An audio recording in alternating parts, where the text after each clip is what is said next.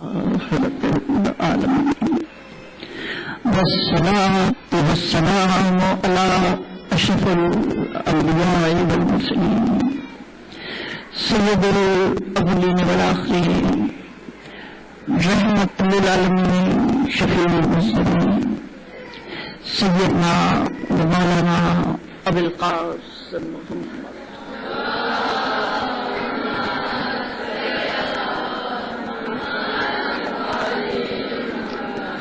وعلى آله الطيبين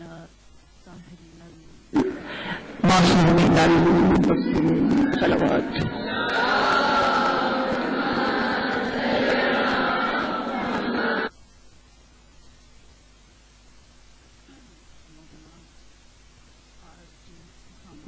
ایمان اور اخلاق کے موضوع پر چھٹی مجلس اپنی شہزادی سیدہ طاہرہ حضرت فاطمہ زہرا کی خدمت اقدس کا پیش کر رہے ہیں اور شروع کروں گے آج کی مجلس کو کلام پاک کی ایک سورہ کے ترجمے سے۔ بسم اللہ الرحمن الرحیم۔ غفلت میں رکھا تمہیں بہتات کی حوث نے، غفلت میں رکھا تمہیں زیادتی کی حوث نے، یہ کہ تم زیادہ سے زیادہ حاصل کرتے چلے جاؤ، زیادہ سے زیادہ سمیٹتے چلے جاؤ۔ غفلت میں رکھا تمہیں بہتات کی حوث نے، یہاں تک کہ تم نے قبریں جا دیکھی، یہاں تک کہ تم نے قبریں جا دیکھی۔ ہاں، آگاہ ہو جاؤ، آگاہ ہو جاؤ، جلدی ہی تم لوگ جان لگو گے۔ پھر دوبارہ کہا، یعنی دو دفعہ ریپیٹ کیا ہے اس بات کو، آگاہ ہو جاؤ تم جلدی ہی جان لو گے، ضرور تم دوزخ کو دیکھو گے، تم یقینی دیکھنا۔ پھر اس دن باس پرس ہوگی، اس دن سوال ہوگا تم سے ان چیزوں کے متعلق جو تم جمع کیا کرتے تھے۔ سورہ تکاثر کی مختصر سا سورہ ہے، اس کا ترجمہ ہے۔ خداوند عالم آگاہ کر رہا ہے ان لوگوں کو جو ہمیشہ مال دنیا کے پیچھے بھاگتے رہتے ہیں، جنہیں ہمیشہ یہ فکر رہتی ہے کہ مال دنیا زیادہ سے زیادہ جمع کرتے رہیں۔ تو خداوند عالم کہہ رہا ہے تمہیں غفلت میں رکھا، اس حوث میں، اس زیادہ سے زیادہ کی حوث نے تمہیں غفلت میں رکھا، یہاں تک کہ تم نے قبریں جا دیکھی، یعنی سب کچھ چھوڑ کر تم خدا کی طرف سے روانہ ہو گئے، اور کیا رہ گیا؟ تمہارا حساب کا معاملہ رہ گیا کہ آج کے دن جو تم لوٹ مار کر کے جمع کر رہے ہو، تمہیں اس کا حساب بھی دینا ہے۔ اور ظاہر ہے جنہوں نے اس طرح سے لالچ کے ذریعے، جنہوں نے اس طرح حب دنیا کی وجہ سے ہمیشہ اللہ کو بھولے رہے اور ہمیشہ دولت کے پیچھے بھاگتے رہے، ان کا انجام کیا ہوگا؟ خداوند عالم کہہ رہا ہے تم ضرور دوزخ کو دیکھو گے، تم ضرور دوزخ کو دیکھو گے۔ اس دن تمہیں پتہ چلے گا کہ تم نے جو کچھ حاصل کیا تھا، جو کچھ تم حاصل کرتے رہے، اس کی حقیقت کیا ہے، اس کی حقیقت کیا ہے۔ خواتین گرامی، جیسے ہم گزشتہ مجالس سے یہ گفتگو کرتے چلے آ رہے ہیں کہ اخلاق کے معنی یہ ہیں برائیوں کو ختم کیا جائے، اچھائیوں کو اپنایا جائے۔ اور پھر گفتگو یہ ہوئی کہ خداوند عالم نے ہمارے نفس میں اچھائی اور برائی کی تمیز رکھی، اس نفس کو پاک رکھنا چاہیے۔ پھر یہ بات ہوئی کہ نفس کی نجاستیں یا نفسی آلودگی کیا ہوتی ہیں جن سے نفس کو پاک کرنے کی ضرورت ہے۔ تو ہمیں بتایا گیا کہ 3 آلودگی ہیں، تکبر ہے، لالچ ہے اور حسد ہے۔ حسد کا ہم پرسوں تذکرہ کر چکے ہیں، تکبر کا کل تذکرہ ہو رہا تھا۔ خدا کرے کہ یہ گفتگو اور یہ اقوال جو یہاں پر اس فرش عزا پر بیان کیے گئے، یہ آپ کے اور میرے دل میں اتر جائیں۔ ہم سب ظاہری کی اس ہدایت کے، اس نصیحت کے منتظر ہیں، اور امام عالی مقام ہر سال آن کر ہمارے دلوں کے دروازوں پہ دستک دیتے ہیں۔ سنو، یاد کرنے کی کوشش کرو ہمارا کیا پیغام ہے، یاد کرنے کی کوشش کرو کہ ہم نے اس اصلی دین کو پہچانے کے لیے کیا کیا قربان کر دیا۔ تو خواتین گرامی، آج ہم لال اسلام مختصر سے گفتگو کریں گے۔ دیکھیے، اللہ نے ظاہر ساری نعمتیں انسان کے لیے پیدا کی ہیں، انسان کی بقا کے لیے پیدا کی ہیں، ہر زمین پر چلنے والے کا رزق اس نے مہیا کیا ہے۔ یہ کائنات پوری انسان کے لیے پیدا کی گئی ہے، ٹھیک ہے نا۔ اب یہ کائنات جب انسان کے سروائیول کے یا انسان کی بقا کے لیے پیدا کی گئی ہے تو اس سے فائدہ اٹھانا، اس سے ظاہر ہے کہ جن چیزیں ہماری ضرورت کی ہیں انہیں حاصل کرنا، رزق حلال حاصل کرنا، اس کے لیے کلام پاک میں کہا گیا یہ اللہ کا فضل ہے، یہ اللہ کا فضل ہے، یہ کائنات ہی تمہارے لیے پیدا کی گئی ہے، اس سے رزق حلال حاصل کرو، اس سے کھانے کی، پینے کی، پہننے کی اور آرائش کی بھی چیزیں حاصل کرو، جیسے سورہ نحل کی آیات میں کہا گیا۔ اور تم کوشش کرو کہ تم ایک صاف ستھری صحت مند زندگی گزار سکو۔ ظاہر ہے خداوند عالم نہیں چاہتا کہ ہم بھوک کا شکار ہوں، وہ نہیں چاہتا ہم بیماری کا شکار ہوں، وہ نہیں چاہتا کہ ہمارے سر پہ چھت نہ ہو، وہ نہیں چاہتا کہ ہمارے تن کے اوپر کپڑے نہ ہوں۔ وہ ساری کائنات اس نے اسی لیے پیدا کی ہے کہ ہم وسائل حیات حاصل کرتے رہیں، ہم وسائل حیات حاصل کرتے رہیں، ضرورت کی چیزیں حاصل کریں اور ہم ایک باشعور، صاف ستھری، صحت مند زندگی گزاریں، ٹھیک ہے۔ لیکن خواتین گرامی، اگر اس سے آگے بڑھے کہ جن چیزوں کی ضرورت نہیں ہے وہ بھی اب جمع کرنے پہ لگ گئے، یہ بھی چاہیے، وہ بھی چاہیے، وہ بھی چاہیے، ارے کتنا کھاؤ گے، کتنا پہنو گے، اتنا یہ بھی چاہیے، اتنے عالیشان مکانات بھی چاہیے، ہمیں ہر چیز چاہیے اور ہمیں دولت جمع کر کے رکھنے کے لیے بھی چاہیے۔ یہ بتاؤ اس کا کیا کرو گے، کیا کرو گے؟ یا یہ دولت تمہیں چھوڑ جائے گی یا تم دولت کو چھوڑ جاؤ گے۔ جیسا سورہ تکاثر میں خداوند عالم نے فرمایا کہ تم غفلت میں ہی رہے، جمع کرتے رہے اور چاہیے اور چاہیے، جتنا تمہیں خدا نے دیا تمہاری ضرورتیں بھی پوری ہوتی رہی پھر بھی تم مطمئن نہیں ہوئے۔ تو اب دیکھیے، یہ جب اس سے انسان آگے بڑھتا ہے اسے ہی لالچ کہتے ہیں، اسے ہی طمع کہتے ہیں۔ اور خداوند عالم نے جہاں رزق حلال کو اپنا فضل قرار دیا کہ میرا فضل تلاش کرو، خداوند عالم بالکل ان لوگوں کو پسند نہیں کرتا جو ہاتھ پیر چھوڑ کے بیٹھ جائے، جو رزق کی تلاش میں کوشش نہ کرے۔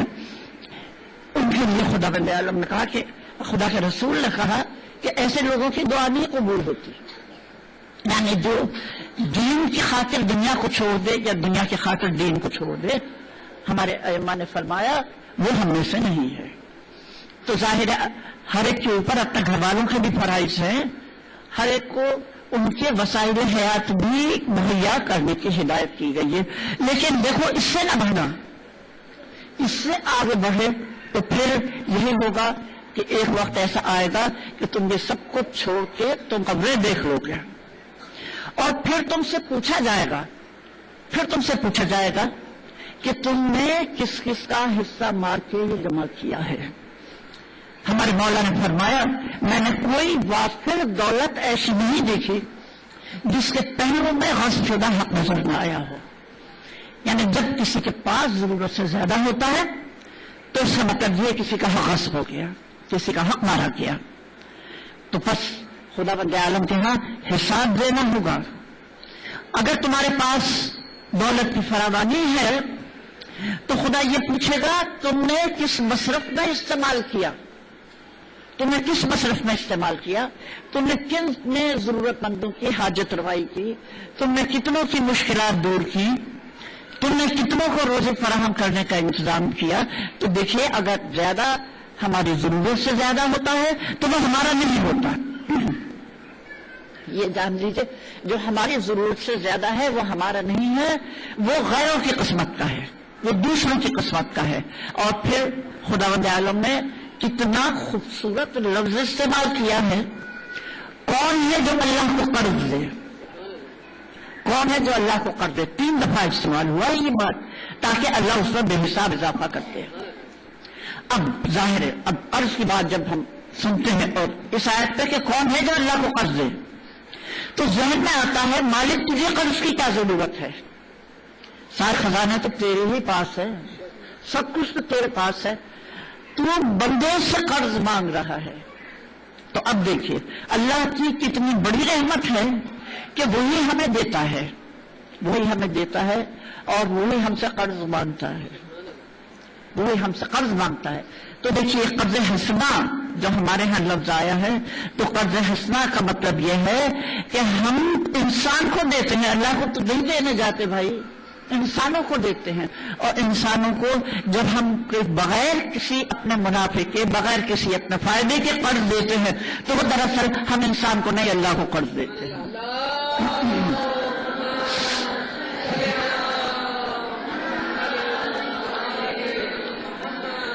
اور خواتین گرامی 3 دفعہ اللہ ہم سے قرض مانگنے آیا ہے کلام پاک میں۔ اور ویسے تو ہم سمجھیں گے اللہ میاں روز ہم سے قرض مانگتا ہے، جب بھی کوئی ضرورت مند ہمارے دروازے پہ آتا ہے تو اس کا مطلب یہ ہے کہ خداوند عالم ہم سے قرض مانگ رہا ہے۔ کہ کون ہے جو اللہ کو قرض دے اور اس تاکہ اللہ اسے کئی گنا زیادہ کر دے، وہ کئی گنا زیادہ ظاہر وہ قیامت کے لیے خداوند عالم رضان رکھتا ہے کہ اچھا یہ قرض اس بندے نے دیا تھا، یہ اس کا بدل ہے۔ تو اب یہاں پر ہم اس بات کو ظاہر کے اس بات پر توجہ دے رہے ہیں کہ لالچ کی خداوند عالم نے ہمیشہ مذمت کی ہے۔ لالچ جب اس کیفیت کو کہتے ہیں جب ہم کسی کو دینا نہ چاہیں، جب ہم کسی کو دینا نہ چاہیں یا اپنے اوپر ہی خرچ کرنا چاہیں یا جمع کر کے رکھنا چاہیں۔ تو دیکھیے جب ہم اپنے اوپر ہی خرچ کرتے ہیں، جیسے آج کل آپ دیکھتے ہیں کیسے شادیاں ہوتی ہیں، کیسی تقریبات ہوتی ہیں، مجھے کہنے دیجئے ان کا دین اسلام کی تعلیمات سے کوئی تعلق نہیں ہے۔ اسے اسراف یا فضول خرچی کہا گیا ہے، اور اسراف اور فضول خرچی کرنے والوں کو یہ کہا گیا ہے کہ اسراف کرنے والے شیطان کے بھائی ہیں۔ اور خداوند عالم کا کھاؤ پیو اور اسراف نہ کرو۔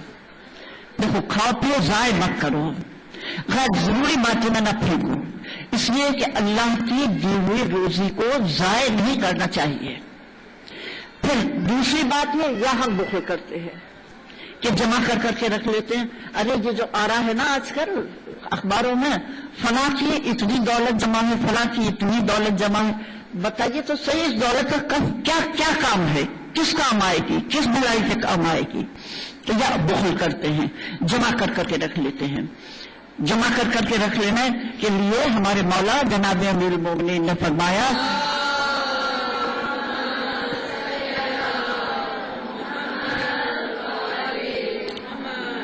کہ دوسروں کے لیے خزانچی نہ بن، دوسروں کے لیے خزانچی نہ بن، جبکہ تیرا سامان اٹھانے کے لیے تجھے بھوکے مزدور مل رہے ہیں بغیر اجرت کے، تو ان کے حوالے کر دے، یہ تیرا مال بحفاظت اپنی منزل پہ پہنچا دیں گے۔ یعنی ہم جن کو دیتے ہیں یا جو ضرورت مند ہیں ان کے لیے مولا نے فرمایا ارے یہ سب یہی تو چھوڑ کے چلا جائے گا، یہ ضائع ہو جائے گا، تو خزانچی بنا رہے گا، دوسرے سے استعمال کریں گے۔ یعنی ہم بچا بچا کے رکھ رہے ہیں، اس کا مطلب یہ ہم دوسروں کے لیے خزانچی بنے پہ۔ دیکھ تو صحیح تیرے چاروں طرف کتنے لوگ ایسے ہیں کہ اگر تو یہ مال ان کے حوالے کر دے گا وہ بحفاظت تیری منزل پر پہنچا دیں گے۔ تو خواتین گرامی یہ دنیا متاع حیات ہے، منزل حیات نہیں ہے۔ یہ ہمارے زندہ رہنے کا سامان مہیا کرتی ہے، یہ ہماری منزل نہیں ہے۔ اگر کوئی مسافر سامانی جمع کرتا رہے تو وہ منزل پہ کس وقت پہنچے گا، اس کا سفر کس وقت ہوگا؟ یہی تو ناکامی کی علامت ہے۔ تو بس ہمیں کہا گیا کتاب خدا جب سورہ سے ہم نے شروع کیا کہ غفلت میں رکھا تمہیں بہتات کے حدث نے، یہاں تک کہ تم نے قبریں جا دیکھی۔ اور دیکھیے یہ دولت جمع کرنا اس کے لیے سورہ توبہ میں آیا ہے۔ جو لوگ سونا اور چاندی جمع کرتے ہیں اور اسے اللہ کی راہ میں خرچ نہیں کرتے، بہت قابل غور آیات ہے، اور خاص طور سے محبان اہل بیت، ہمارے مرتبہ اہل بیت کا یہ فکر انہی آیات کے اوپر منحصر ہے، انہی آیات سے مکتبہ اہل بیت کی فکر منسوخ کی جاتی ہے. یہ کہا گیا جو لوگ سونا اور چاندی جمع کرتے ہیں اور اسے اللہ کی راہ میں خرچ نہیں کرتے انہیں دردناک عذاب کی خوشخبری سنا دو. جب یہی سونا اور چاندی گرم کر کے ان کے پہلوؤں کو داغا جائے گا, کتنا بھیانک عذاب خداوند عالم بیان کر رہا ہے. اور دیکھیے ہم جو مکتبہ اہل بیت سے تعلق رکھتے ہیں, ہمارے لیے یہ ایک طرح سے یہ آیت جو ہے ہمارے مکتب کی بنیاد ہے. حضرت ابو ذر غفاری جو جناب رسالت مآب کے اتنے عظیم صحابی ہیں کہ آپ نے فرمایا تھا کہ زمین اور آسمان کے درمیان ابو ذر سے سچا انسان کوئی نہیں پیدا ہوا. اس کا مطلب یہ ہے ابو ذر کی زبان سے اسلام بولتا ہے, ابو ذر کی زبان سے رسول کا پیغام آواز دیتا ہے. تو جب تاریخ اسلام میں ایک ایسا موقع آیا کہ ایسا ہی طبقاتی معاشرہ قائم ہونے لگا کہ ایک طرف پیٹ بھرے تھے اور ایک طرف محروم لوگ تھے. جناب امیر المومنین اس بات کے اوپر اپنے قبول خلافت کی وجہ ہی یہ بتاتے ہیں کہ خدا کا عہد ہے علماء سے, علماء کا عہد ہے خدا سے کہ وہ مظلوم کی بھوک سے اور ظالم کی شکم سیری سے سمجھوتا نہیں کریں گے. یہ خداوند عالم نے علماء سے یہ وعدہ لیا ہے کہ جب بھی تم ایسے حالات دیکھو کہ ایک طرف پیٹ بھرا طبقہ ہو, ایک طرف وہ لوگ ہوں جن کے پاس دولت ہی دولت ہو, ایک طرف مظلوم اور محروم لوگ ہوں, تو دیکھو اس صورتحال سے تم سمجھوتا نہ کرنا, اس صورتحال سے راضی نہ ہونا. اور خواتین گرامی وہ یہی کلام پاک کی آیات بیان کرتے تھے. جو لوگ سرمایہ دار ہو گئے تھے, ظاہر ایک ایسا طبقہ سرمایہ داروں کا پیدا ہو گیا تھا جیسے ہم یہاں پہ دیکھتے ہیں, ارے وڈیرے ہیں, ملوں کے مالک ہیں, کون ہیں جن کا ہم اندازہ تک نہیں کر سکتے. دوسری طرف وہ لوگ ہیں جن کی ضروریات زندگی میں پوری نہیں ہوتی, نہ ان کے لیے روزگار ہے, نہ ان کے لیے علاج ہے, نہ ان کے لیے تعلیم ہے. تو جب ایسا طبقہ پیدا ہو جائے تو پھر مولا نے کیا فرمایا, اس سے سمجھوتا نہیں کرنا چاہیے, اس پر راضی نہیں ہونا چاہیے. اور اسی لیے جناب امیر المومنین جس وقت خلیفہ بنے ہیں تو جن کے پاس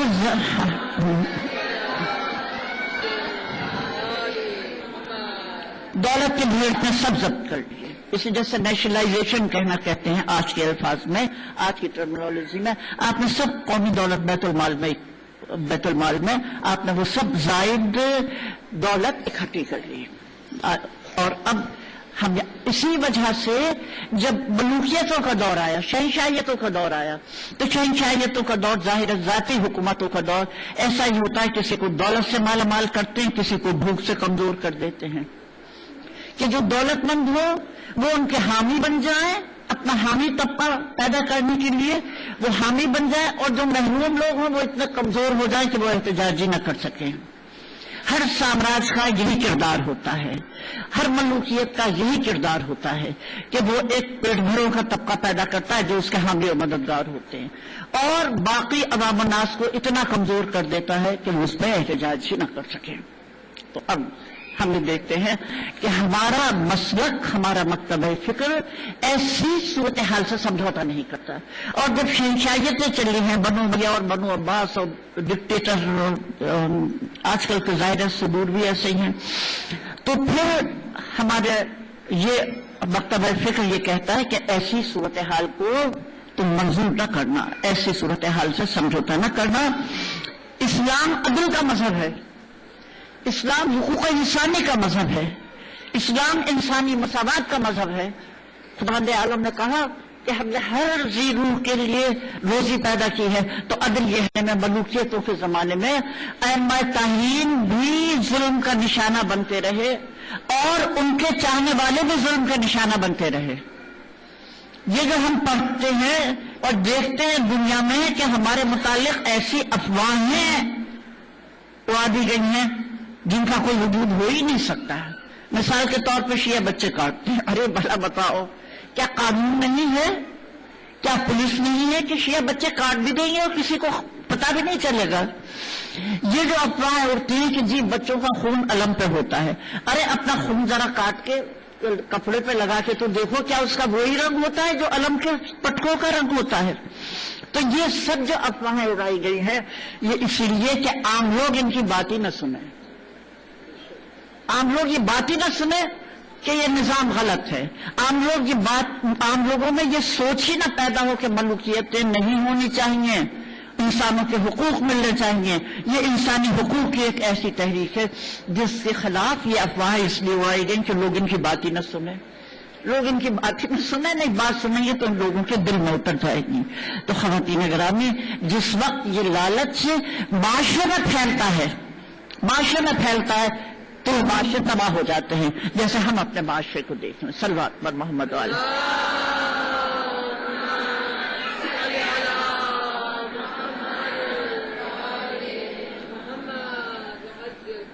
تو خواتین گرامی، یہ ملوکیت کے خلاف ہماری تحریک، ہمارا مکتب اہل بیت یہ ثابت کر رہا ہے۔ دیکھو ملوکیت کا اسلام سے کوئی واسطہ نہیں۔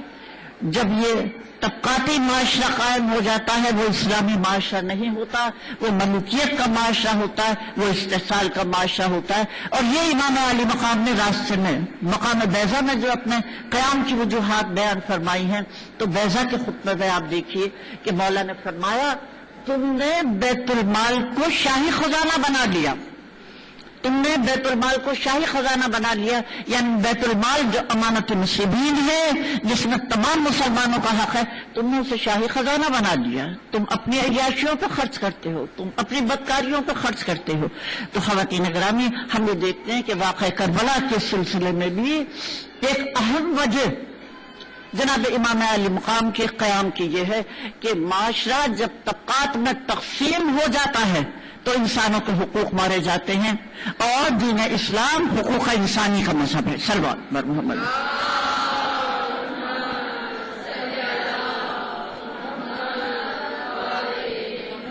اور دیکھیے ذاتی زندگی کے لیے کتنی ہمارے پاس ہدایات موجود ہیں۔ جناب رسالت مآب نے فرمایا دیکھو زندگی کی دو قسمیں کرو، زندگی کے دو حصے کرو، ایک دنیا کے لیے، ایک ظاہر ہے کہ تمہیں اپنے یعنی حقوق ادا کرنے کے لیے، اور ایک آخرت کے لیے۔ تیسری زندگی کی کوئی قسم جو ہے وہ قابل یعنی وہ اس قابل نہیں کہ تم اس کی تمنا کرو، اس لیے کہ تیسری قسم جو ہوتی ہے وہ اللہ کے غضب کی قسم ہوتی ہے۔ پھر یہ کہا دیکھو ایک درہم اپنے بیوی بچوں کے لیے رکھو، ایک درہم آخرت کے لیے خرچ کرو، تیسرا درہم تیرے لیے نقصان دہ ہے، تیسرا درہم تیرے لیے نقصان دہ ہے۔ یعنی جو درہم تم نے فالتو جمع کیا وہ تیرے لیے نقصان دہ ہوگا، اس کا خدا کے ہاں تجھ سے حساب لیا جائے گا۔ پھر اس کے بعد جناب رسالت مآب صلی اللہ علیہ وآلہ وسلم کے زمانے کا ہم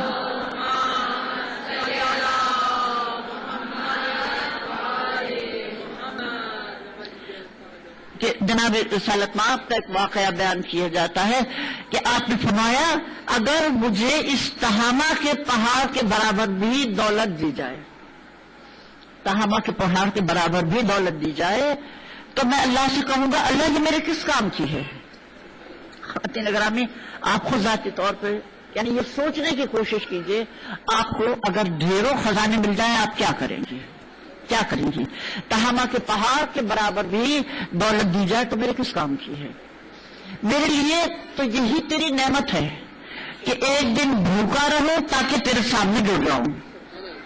یہ گڑگڑانے میں بڑی لذت ہے، اللہ بہت قریب نظر آتا ہے۔ جب ہم اپنی ضرورتوں کے لیے اس کے سامنے ہاتھ پھیلاتے ہیں تبھی تو وہ وقت ہے کہ جب وہ ہماری دعا کا جواب دیتا ہے، وہ ہمارے قلب پہ سکون نازل کرتا ہے کہ ایک دن تیرے سامنے گر جاؤں اور ایک دن پیٹ بھر کے کھاؤں تاکہ تیرا شکریہ ادا کروں، تاکہ تیرا شکریہ ادا کروں۔ اب دیکھ اللہ کے سامنے سماجت کرنا اور اللہ کا شکریہ ادا کرنا، یہ دونوں اعمال ہمیں خدا سے کتنا قریب لے جاتے ہیں، ہمیں خدا سے کتنا قریب لے جاتے ہیں۔ ظاہر ہے اگر ایسے موقع ہماری زندگی میں نہ آئیں جب ہم اللہ کے سامنے گر گڑا رہے ہوں، یا ایسے موقع نہ آئیں جب ہم اللہ کا شکر ادا نہ کر رہے ہوں تو ہماری زندگی کتنی بنجر ہو جائے گی، ہماری زندگی کتنی خشک اور خالی ہو جائے گی، ہماری زندگی میں کوئی روحانی سعادت باقی نہیں رہے گی۔ تو ہمارے لیے سب سے خوشی کا مقام یہ ہے کہ ہم خدا کو اپنے قریب محسوس کریں، اور خدا تو اسی وقت قریب آتا ہے جب ہم اس کے سامنے ہاتھ پھیلاتے ہیں۔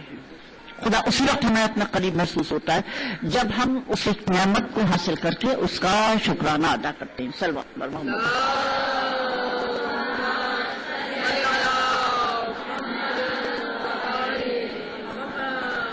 اور پھر ہمارے امام جناب مولا علی علیہ الصلوۃ والسلام نے فرمایا، دیکھو بندہ بقدر جہل اس کی خواہش کرتا ہے اور بقدر علم دنیا کو ترک کرتا ہے۔ یعنی دنیا کو ترک کرنے کا مطلب یہ نہیں کہ آپ ایک حجرے میں بیٹھ کے محض عبادتیں کرنے لگیں، نہیں، اللہ کا فضل تلاش کریں، لیکن اس سے زیادہ کی طلب جب ہوتی ہے تو پھر مولا نے فرمایا یہ جہالت ہے، یہ جہالت ہے۔ اس کا مطلب یہ تم حقائق کا ادراک نہیں رکھتے، تم دنیا کو نہیں سمجھتے، اور جتنا علم ہوگا تمہارے پاس، جتنا علم ہوگا اتنا ہی تم دنیا کی حقیقتوں کو سمجھو گے۔ تو آپ نے فرمایا جتنا کسی کے پائے میں ملوکیتوں کے زمانے میں ائمہ تعین بھی ظلم کا نشانہ بنتے رہے اور ان کے چاہنے والے بھی ظلم کا نشانہ بنتے رہے۔ یہ جو ہم پڑھتے ہیں اور دیکھتے ہیں دنیا میں کہ ہمارے متعلق ایسی افواہیں اڑا دی گئی ہیں جن کا کوئی وجود ہو ہی نہیں سکتا ہے۔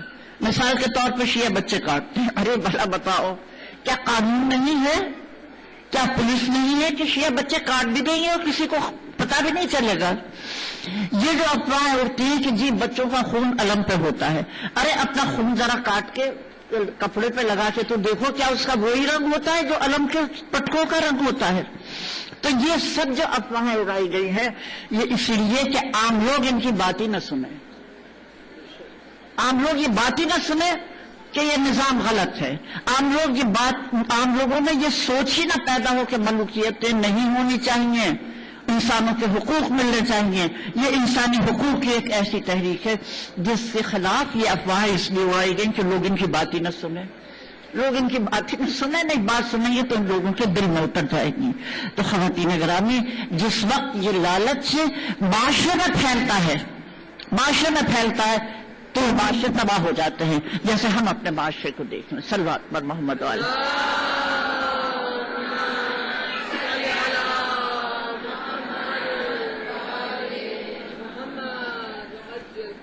تو خواتین گرامی، یہ ملوکیت کے خلاف ہماری تحریک، ہمارا مکتب اہل بیت یہ ثابت کر رہا ہے، دیکھو ملوکیت کا اسلام سے کوئی واسطہ نہیں۔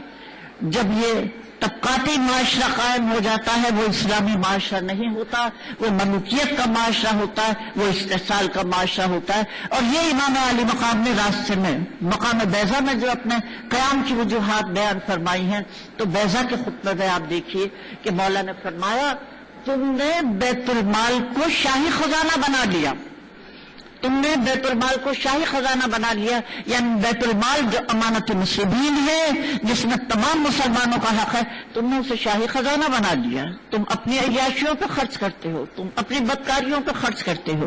تو خواتین گرامی، ہم یہ دیکھتے ہیں کہ واقعہ کربلا کے سلسلے میں بھی ایک اہم وجہ جناب امام علی مقام کے قیام کی یہ ہے کہ معاشرہ جب طبقات میں تقسیم ہو جاتا ہے تو انسانوں کے حقوق مارے جاتے ہیں، اور دین اسلام حقوق انسانی کا مذہب ہے۔ صلوات بر محمد۔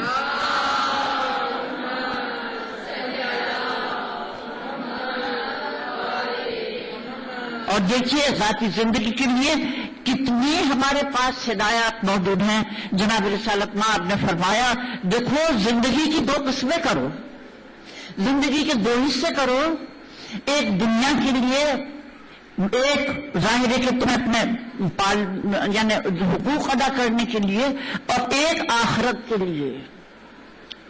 تیسری زندگی کی کوئی قسم جو ہے وہ قابل یعنی وہ اس قابل نہیں کہ تم اس کی تمنا کرو، اس لیے کہ تیسری قسم جو ہوتی ہے وہ اللہ کے غضب کی قسم ہوتی ہے۔ پھر یہ کہا دیکھو ایک درہم اپنے بیوی بچوں کے لیے رکھو، ایک درہم آخرت کے لیے خرچ کرو، تیسرا درہم تیرے لیے نقصان دہ ہے، تیسرا درہم تیرے لیے نقصان دہ ہے، یعنی جو درہم تم نے فالتو جمع کیا وہ تیرے لیے نقصان دہ ہوگا، اس کا خدا کے ہاں تجھ سے حساب لیا جائے گا۔ پھر اس کے بعد جناب رسالت مآب صلی اللہ علیہ وآلہ وسلم کے زمانے کا ہم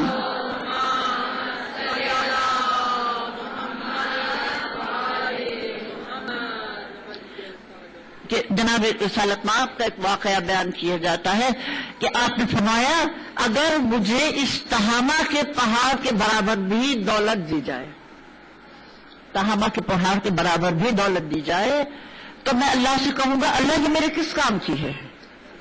خواتین گرامی، آپ خود ذاتی طور پہ یعنی یہ سوچنے کی کوشش کیجئے، آپ کو اگر ڈھیروں خزانے مل جائیں آپ کیا کریں گی؟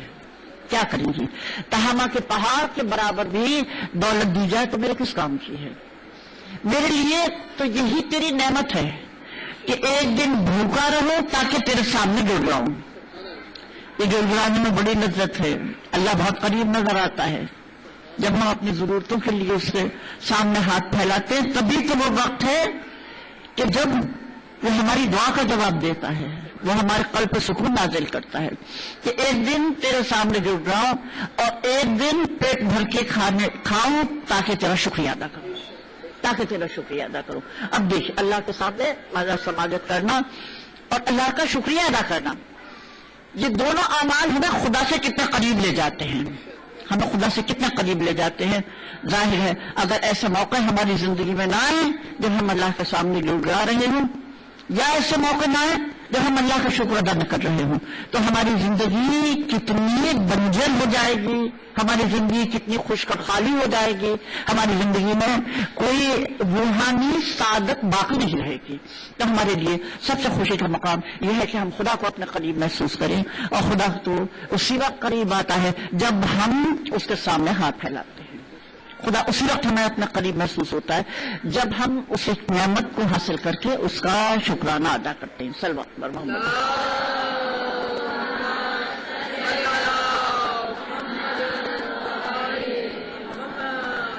اور پھر ہمارے امام جناب مولا علی علیہ الصلوۃ والسلام نے فرمایا دیکھو بندہ بقدر جہل اس کی خواہش کرتا ہے اور بقدر علم دنیا کو ترک کرتا ہے۔ یعنی دنیا کو ترک کرنے کا مطلب یہ نہیں کہ آپ ایک حجرے میں بیٹھ کے محض عبادتیں کرنے لگے، نہیں، اللہ کا فضل تلاش کریں، لیکن اس سے زیادہ کی طلب جب ہوتی ہے تو پھر مولا نے فرمایا یہ جہالت ہے، یہ جہالت ہے۔ اس کا مطلب یہ تم حقائق کا ادراک نہیں رکھتے، تم دنیا کو نہیں سمجھتے، اور جتنا علم ہوگا تمہارے پاس، جتنا علم ہوگا اتنا ہی تم دنیا کی حقیقتوں کو سمجھو گے۔ تو آپ نے فرمایا جتنا کسی کے پاس علم ہوتا ہے وہ دنیا کو ترک کرتا ہے، دنیا کا بندہ نہیں بنتا۔ جیسے آپ نے اپنے وصیت نامے میں فرمایا تھا دیکھو دنیا کے پیچھے مت بھاگنا، خواہ دنیا تمہارے پیچھے بھاگے۔ تو بس جن کے پاس علم ہوتا ہے وہ دنیا کے بندے نہیں بنتے، وہ دنیا کے پیچھے نہیں بھاگتے، اور جتنے جاہل ہوتے ہیں وہ سمیٹتے رہتے ہیں، کبھی مطمئن ہی نہیں ہوتے۔ ایک چیز چاہیے وہ چیز اللہ دیتا، نہیں اور چاہیے، نہیں اور چاہیے، یہ ناشکرا پن ہوتا ہے۔ تو یہ جہاں بھی طلب دنیا آ جاتی ہے، جہاں حرص آ جاتی ہے، ایسے بندے ہمیشہ شکر کی نعمت سے محروم رہتے ہیں۔ تو اب ہم نے دیکھا کہ سعادت، روحانی سعادتیں چھنتی چلی جاتی ہیں جتنا بندہ دنیا کے پیچھے دوڑتا ہے۔ صلوات پر محمد۔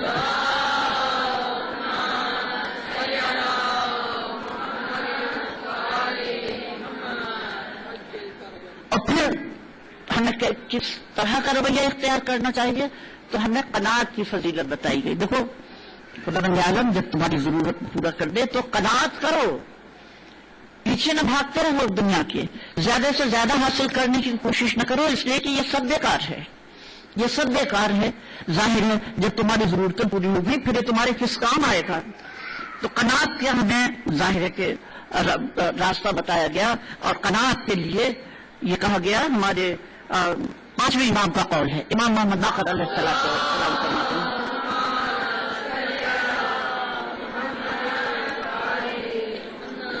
کہ ہم عام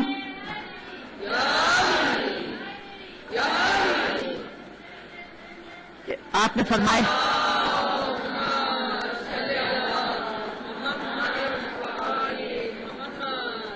کہ ہم غنی عام طور پہ کسے کہتے ہیں؟ غنی ہم ان لوگوں کو کہتے ہیں جن کے پاس بہت دولت ہو، اس لیے کہ انہیں کسی چیز کی ضرورت نہیں ہوتی، ٹھیک ہے نا، جن کے پاس بہت دولت ہوتی ہے ان کے کسی چیز کی ضرورت نہیں ہوتی. لیکن الٹی بات ہوتی ہے، اگر ہم ایسے دیکھیں جو غنی ہے اسے ہی زیادہ ضرورت ہوتی ہے، وہی زیادہ مانگتا پھرتا ہے. جس کے پاس کم ہے وہ خوشحال رہتا ہے، وہ مطمئن رہتا ہے اپنے حالات پر.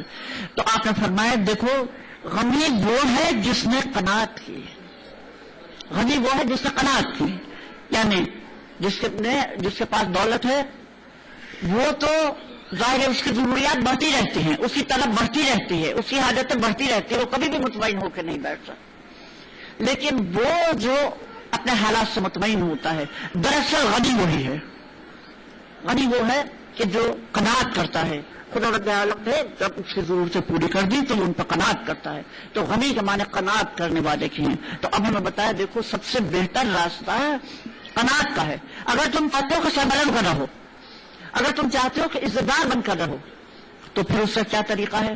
ارے لالچی تو بڑا ضروری ہوتا ہے، کبھی اس کی خوشامد کرتا ہے، کبھی اس کی خوشامد کرتا ہے، کبھی ادھر جھوٹ بولا کبھی ادھر جھوٹ بولا. آپ خود دیکھ لیجئے، آنکھ کھولنے کے لیے، عبرت کے لیے، یہ بہت بڑے حالات ہیں جو ہم آج کل دیکھ رہے ہیں. روز اخبار میں آ رہا ہے اتنی دولت جمع کر لی، یہاں کرپشن کیا، وہاں کرپشن کیا، وہاں کرپشن. اب یہ بات سوچئے، کسی کے متعلق تشن کرتا ہے، بے ایمانی کرتا ہے، رشوتیں لیتا ہے، تو یہ کوئی عزت کی بات ہے؟ اور پھر انسان ایسا کرتے میں پتہ نہیں کس کس کی خوشامد کرتا ہوگا. یہ آسانی سے کرپشن تھوڑی ہوتی ہے. کرپشن کے لیے کسی کو رشوت دینی پڑتی ہے، خوشامد کرنی پڑتی ہے، کسی کے آگے ہلانے پڑتے ہیں، کسی کے آگے نظریں جھکانی پڑتی ہیں. تو یہ جو ہے نا یہ ذلت کا راستہ ہے. اور قناعت کا راستہ ہوتا ہے جب ہم بس اللہ کے محتاج ہوتے ہیں، دنیا میں کسی کے محتاج نہیں ہوتے. صلوات پر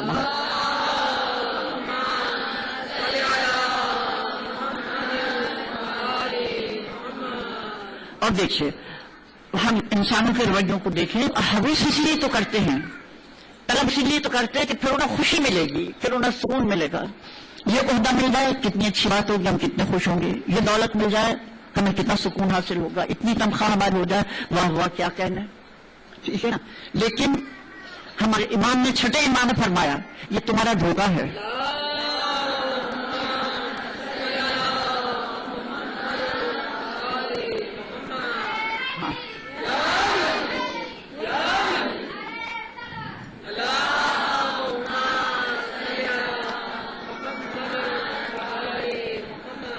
لالچی ہمیشہ بے سکون رہتا ہے، لالچی کبھی مطمئن نہیں ہوتا، ہمیشہ بے سکون رہتا ہے. اور یہ بے سکونی اللہ میاں کی پھٹکار ہے جو لالچی کو سزا کے طور پر ملتی ہے. اور بس میں ایک بشارت دے کر پھر ظاہر ہے کہ اپنی گفتگو کا رخ موڑنا چاہوں گی میدان قدور طرف. خواتین گرامی، ہمیں ہمارے ائمہ نے بتایا، یہ بشارت ائمہ کے ذریعے ہم تک پہنچی ہے، جو اللہ کے کم رزق پر راضی ہو جائے گا، جو اللہ کے کم رزق پر راضی ہو جائے گا، اللہ اس کے کم عمل کو قبول کر لے گا. یہ ظاہر ہے کہ اللہ کو راضی کرنے کا سب سے آسان طریقہ ہے. عرض کروں آپ کو کہ جو اس نے رزق میں کمی کی وہ اس پر راضی ہو جاؤ. بجائے ہم کتنی عبادتیں کرتے ہیں، محنت کرتے ہیں، جسم کو تکلیف دیتے ہیں، سب کچھ کرتے ہیں، اس کے ساتھ ساتھ ایک آسان ترین طریقہ بھی ہے، اللہ سے شکایت نہ کرو. اللہ کے کم رزق پر راضی ہو جاؤ، وہ تمہارے کم عمل کو قبول کر لے گا. صلوات پر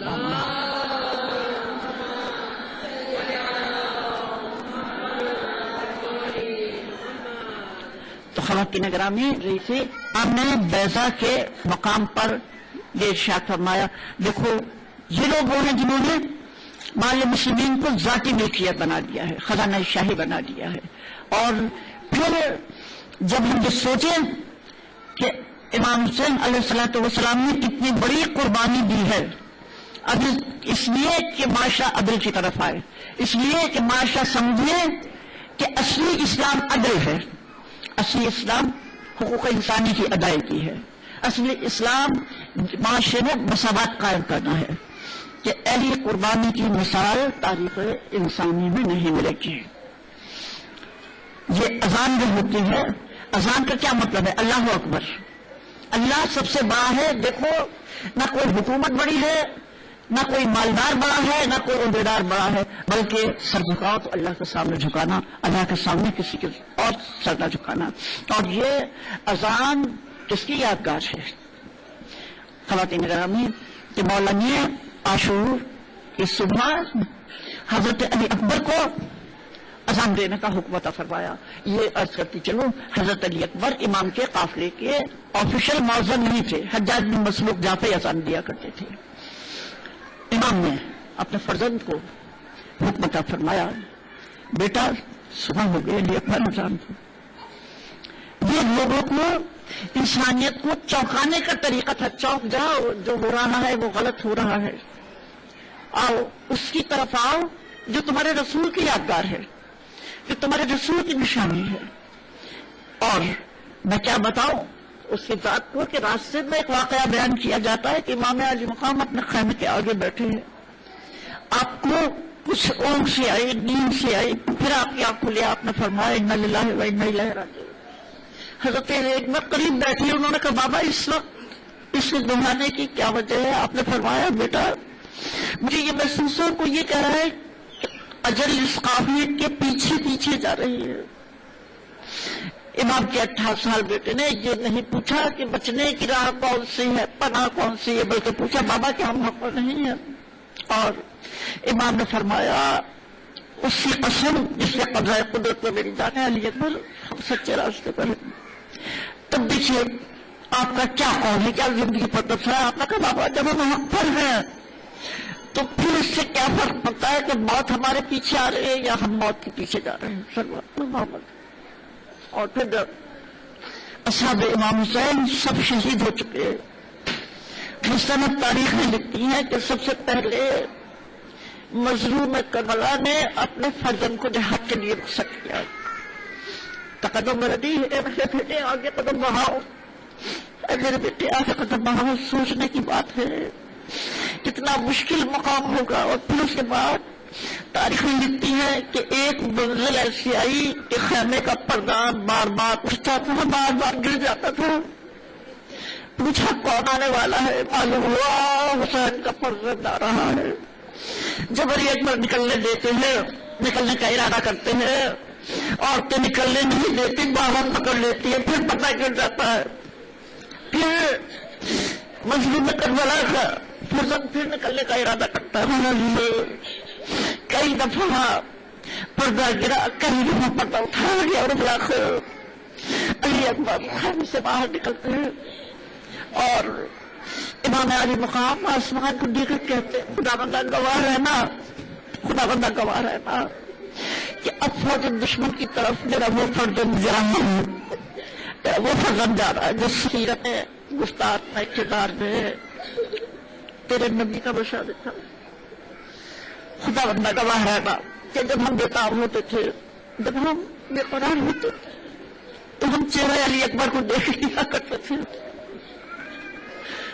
نگران اس محبت کتنے پہلو ہیں، وہ صرف بیٹا ہی نہیں ہے، وہ نانا کی تصویر ہے، نانا کی جو نانا اللہ کا رسول ہے، جو گفتار میں، کردار میں، جو ہر انداز میں اپنے رسول سے مشابہ تھا، وہ کہ جو دلوں کی ٹھنڈک تھا کہ مالا فرما رہے ہیں جب ہم میرے علی اکبر کو دیکھ لیا اور وہ فرزند رخصت ہو گیا، میری جان قربان ہو جائے اس بات پر، میری جان قربان ہو جائے تو مولا حسین واپس علی اکبر کو رخصت کیا ہوگا۔ پھر دیکھتے ہیں علی اکبر آ رہے ہیں واپس، بات نہ سوچا ہوگا کوئی خوشخبری لے کر آ رہا ہے، کوئی فتح کا مجھے سنانے آ رہا ہے۔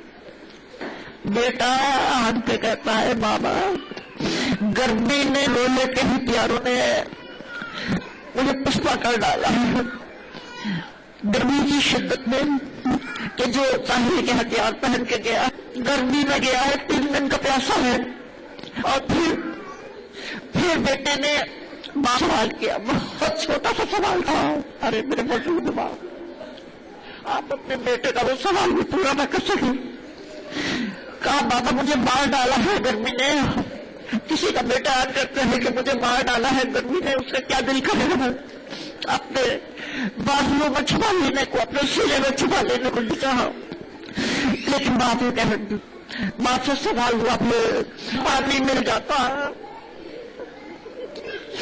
थोड़ा सा पानी मिल जाता, फिर आप मेरी जब देखते। और बाप घबरा के चारों तरफ देखता है, 3 दिन का प्यासा, बेटा भी 3 दिन का प्यासा है, किसी बड़ी चीज को सवाल नहीं कर रहा, पानी का सवाल कर रहा है। और बाप चारों तरफ घबरा के देख रहा, फिर अच्छा अली अकबर मेरे मुंह में अपनी जबान नहीं हुई, शायद कुछ नमी महसूस हो, शायद कुछ तरी महसूस हो। अली अकबर ने बाप के मुंह में जबान डाली और घबरा के निकाली। बाप ने पूछा क्यों हुआ अली अकबर? अली अकबर क्या हुआ? अली अकबर बाबा आपकी जबान पर तो मेरी जबान से ज्यादा कांटे पड़ते। अली अकबर फिर रुखसत हो रहे हैं, फिर रुखसत हो रहे हैं, चंद कदम बाबा आगे बढ़ते हैं। अली अकबर पीछे पलट के देखते हैं कि बाबा के दौड़ने की आवाज आ रही है, पलट के कहते हैं बाबा वापस लौट जाइए, बाबा वापस लौट जाइए।